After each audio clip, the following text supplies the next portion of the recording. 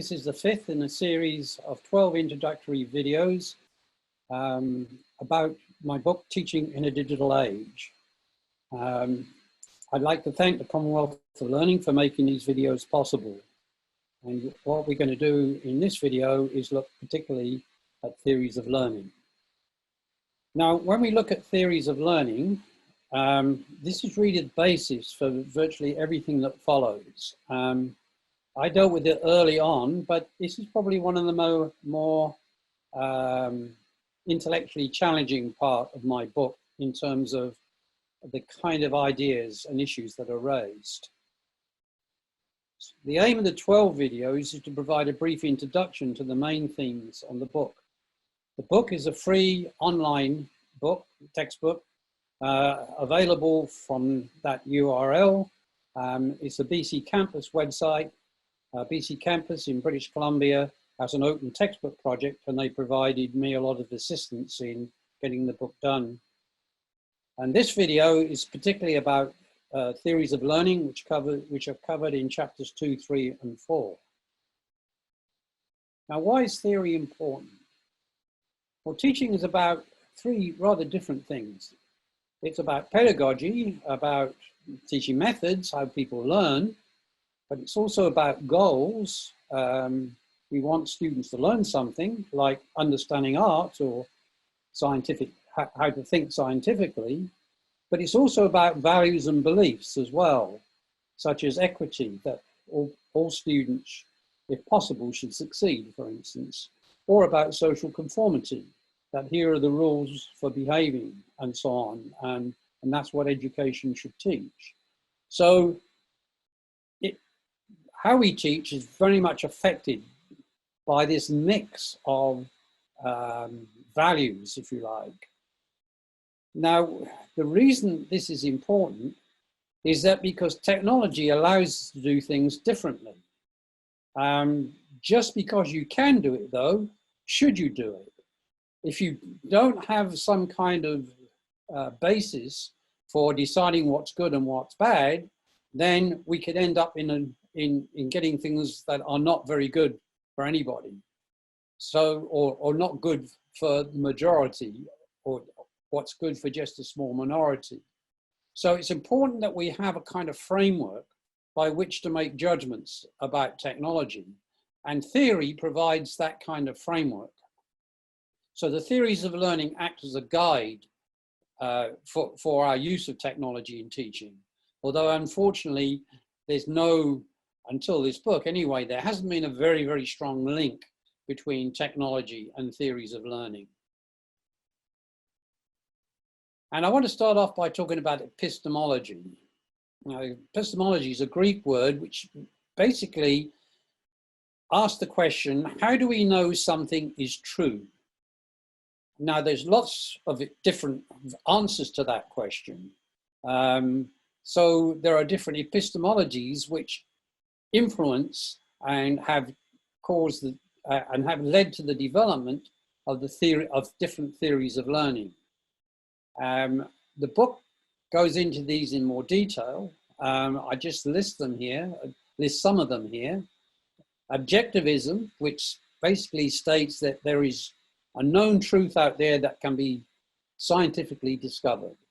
So you'll see there a map, a picture of the universe, of the solar system, with where the planets are in space.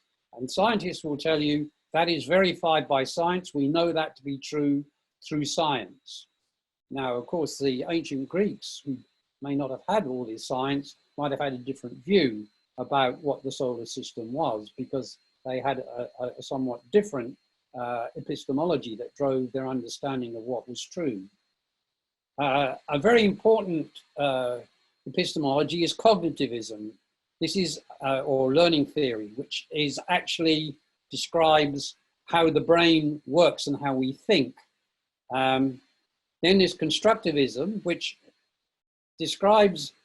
argues basically that even scientific knowledge is constructive. It's what scientists believe at a particular point in time, and that's liable to change as scientists get more knowledge and more evidence, and that people learn better by constructing knowledge than rather than just being told what knowledge is.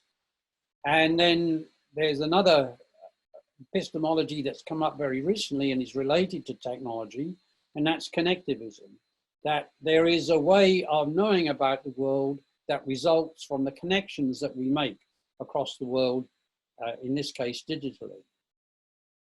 And different theories of learning reflect different epistemological positions. The pyramid in the corner is a cognitive approach. It's Bloom's taxonomy of knowledge, where we start at the bottom with remembering, and then we understand, we apply, analyze, evaluate, and eventually are able to create. So these are levels of thinking, basically. So that's what a theory is. Now, how does that relate to teaching in a digital age? Well, there are many ways to teach, and they're all influenced by what our underlying beliefs are.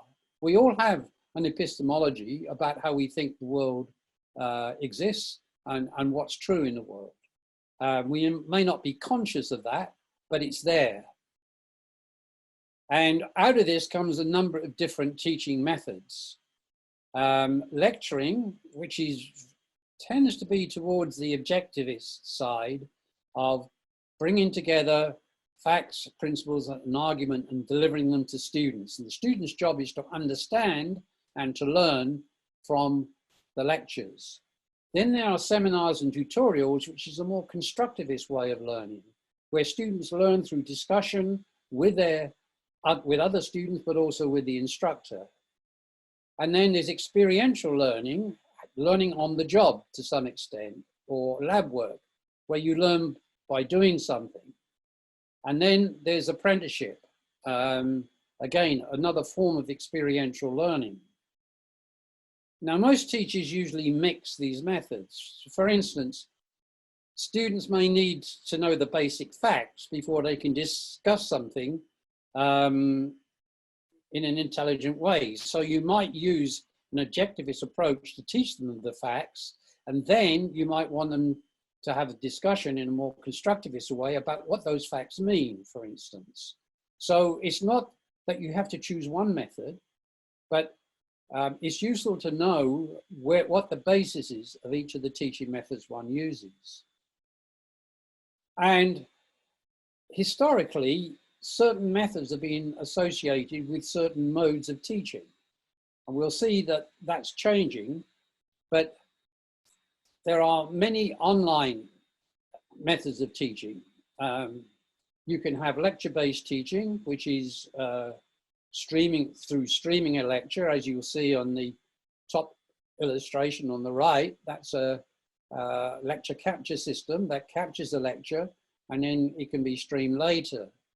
There is an instructional design model called ADDIE, which applies for analyze, develop, design, implement, and evaluate. And that can be built within a learning management system.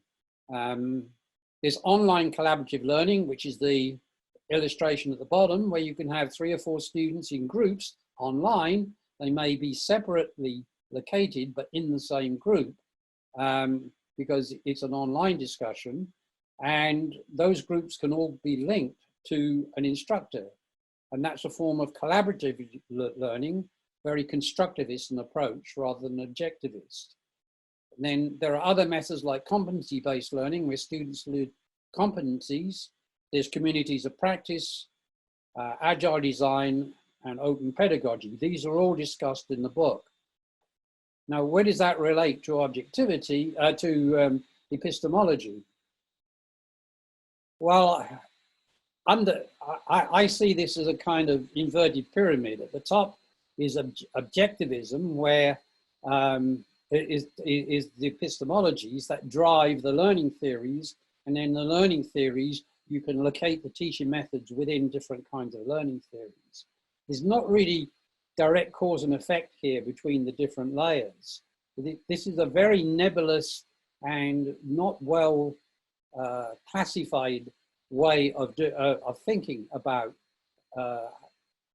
teaching, but nevertheless, it's very useful to enable us to make decisions about how we want to teach. And then having made those decisions about how we want to teach, we can then see which technologies are most likely to support that kind of teaching and learning. So in summary, the choice of teaching method will depend on the context. There's no universal best method. Teaching science, you will use different methods than teaching humanities. And in fact, one of the difficulties that many students find when they have to take maybe a science course as part of a humanities program or vice versa, is there's a sudden switch in epistemology about how people understand the world, which is not often made explicit to the students and which they find very difficult. We often need to mix our methods. That's one method won't solve all our problems.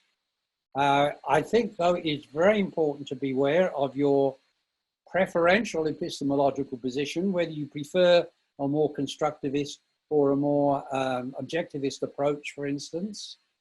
But the important thing is, what are the methods that best develop the 21st century knowledge and skills that I've talked about in the other videos?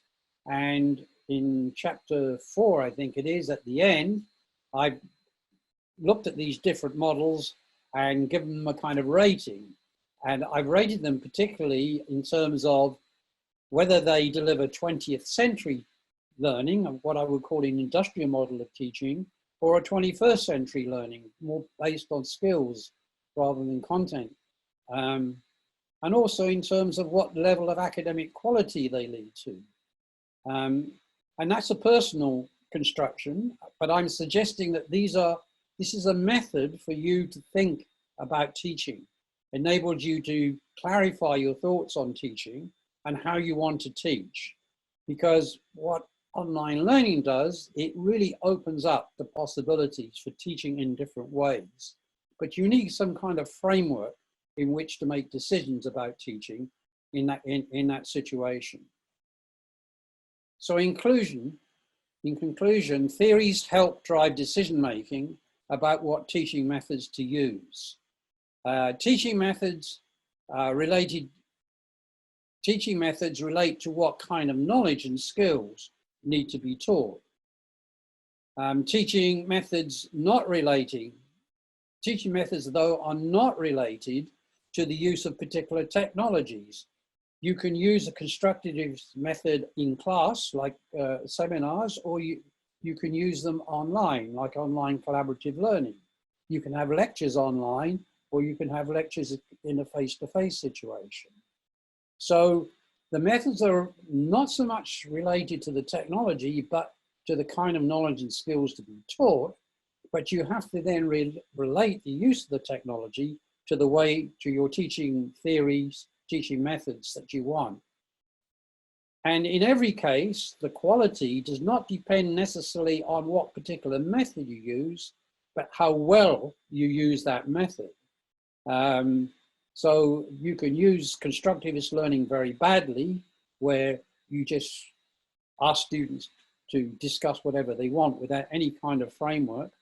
And you can use objective teaching very badly as well. So it matters how you do these, but nevertheless, they're different methods for different purposes, and the skill of a teacher is matching the method to the purpose. So if you want more information on this, the book is available from this website, and the next video will be on supporting learners.